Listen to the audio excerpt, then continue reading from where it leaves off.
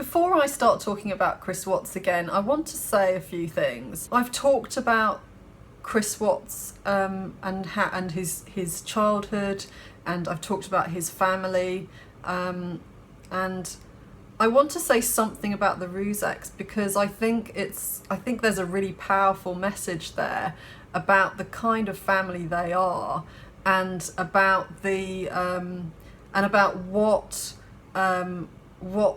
that kind of environment can do to somebody who's growing up in it. You know, if we compare the outlook that Frankie has to the outlook that Chris Watts has, there's a very strikingly strong difference. If you look at the Rzuceks, at their interview, the Dr. Phil interview recently, you can see just a wonderful sort of polar opposite in them, which I think is really useful because they're faced with an absolutely horrific traumatic experience at the moment, and despite the fact that most people, when they're faced with such a horrific loss, their first impulse is to look for someone to blame,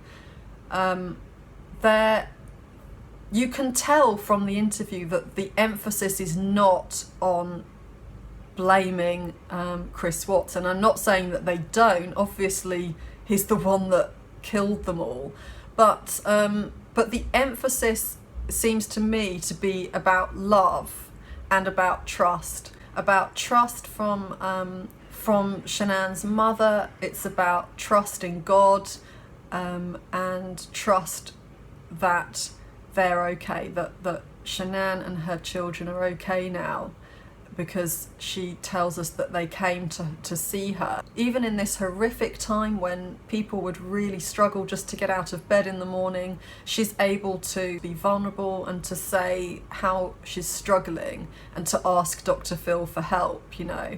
And if you look at Frankie, Shanann's brother, he's grown up in this atmosphere with these two parents who clearly have an awful lot of love, who are capable of being vulnerable. You know, we saw his father in court, the way that he was in tears and so on.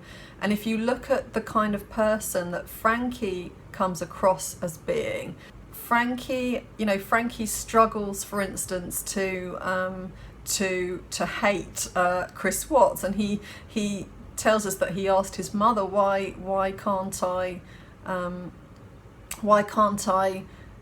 is it that I want to forgive him? Why do I still have any positive feelings? I'm not sure of what his exact words were, but his mother responded, it's because I've brought you up to love. So, you know, if you look at the power of this family, the way that love has beaten hatred, that no matter what's happened they can still love, it's just such a powerful message, you know. And what I want to put across is not only my huge respect and admiration for this family, but also I just want to use it as a message to say that although we try to put people in, although we try to pigeonhole people as evil or good, people are just people, and what happens to them in their lifetime can change the way that they perceive everyone, and the way that they feel. It can have a huge drastic effect. But when you put love into the story, love and trust, it completely changes the picture, and it doesn't really matter what's thrown at you, as long as you have that, and as long as you seek to love, as long as you give that love out, it seems to me to have a very strengthening effect. Sandy Rzucek is a victim, isn't she, of the most horrendous abuse. She's had her family just ripped away from her, and instead of using that experience to view the world in a very sort of black and white way and thinking, okay, there's these evil monsters, instead of doing that, she's focusing on loving how much she loved her granddaughters and her daughter, and how much she wants to help other people who have lost children. You see often with survivors of horrific situations that they will go on to find a purpose in helping people who've suffered something similar, and that's quite healing for them. That helps them to heal, and I think that's also what we're seeing now with Sandy, Shanann's mother. I think it can be tempting with a situation like this to view it as that there are evil people in the world, and then there are poor innocent victims, and just leave it at that, you know. And I think that there's a much more powerful lesson than that, which is that evil is created through fear and through a lack of love, and just how important love is and how important trust is. Because once somebody is like Chris Watts, once they've become like that, you can't change them through loving them. So I'm definitely not suggesting that. But when he was a child, had he had love and trust around him, he wouldn't have become the person that he's become. If you have the perception that there are these evil people in the world, that you're a good person, that's not really that's not really the message that I'm wanting to send. When something this horrific happens, we have a choice between learning from it and not learning from it. If we look at Chris Watts as evil, or if we look at Shanann, as many people have, as if she had the ability to make a normal man flip and kill his family, it's I think it's very harmful, because nobody is capable of doing that, and everybody is responsible for their own actions. Seeing things that way means a valuable lesson hasn't been learnt, and Chris Watts hasn't been understood in the way that he needs to be understood, so that we can protect ourselves from going through what Shanann went through. The person at the very core of Chris Watts is not evil. He's just not able to access it. You know, the person that he was born as wasn't evil, but because he's split off from that part of himself, he doesn't behave as he really is. Who he really is like a seed that hasn't sprouted. There's nothing really there, there's just the beginning of who he might have been. But that beginning, that seed that he was born with, is good. The reason I think it's important to know that Chris Watts wasn't born evil, that he is not evil right down to his core, is that I think having that perception makes us passive. If we believe that some people are just evil, we won't recognise that we have a choice to influence who children become. And as long as we have a perception that kind people are completely different from unkind people, you know, that they were somehow born kind and they carried on being kind, then we don't see that we have a choice to focus on love, and that love is an action that we can choose to take. If you can love when you haven't been loved, when you've experienced hatred and fear from other people, you know, and that fear has come out as rage, and you've suffered a lot of abuse, if despite all of that you can love, then you're winning. Then really nothing can beat you, and that love can make you really strong. And that's what we see in the Rzuceks, you know, in Shanann's mother. The strength is quite incredible, I think, when she's being interviewed, you know, and I think that's because of her trust or faith, and because of love. Unless you have been through something similar, it's extremely hard to imagine what the Rzuceks must be going through at the moment. you know, and just how incredibly hard it must be for them. I think watching Shanann's mother can really bring up a sense of awe in all of us, and just make us feel just really humbled by this strong, loving woman. And by behaving like that, she's sending a really strong message, and I think we can learn from that message. I don't think this situation, this horrific situation, I don't think has to be completely for nothing, you know, and I want to take something from it that we can use to help ourselves in our lives. The way you can really beat evil is with love. You know, as long as you can feel love no matter what, that's what's going to win, and that's what's going to pull you through and keep you strong as well. I think that the Rzuceks are just such a great example of this. I would expect that each of them do have anger in them, because that would be natural to really feel a lot of anger in a situation like this. But they are they're harnessing their pain, and even really right from the start wanting to understand Chris Watts, not even being quick to judge him. You know, they were very slow to judge him. When you're involved with a narcissist, giving them love and trying to understand them is not going to solve the problem. That's not going to make them change into somebody who wants to love and understand you back. But after experiencing narcissistic abuse, if you can try to understand why they abused you, what was going on for them, and why you got pulled into it, why you felt like anything was your fault, the more you try to understand that, the more everything just feels more human.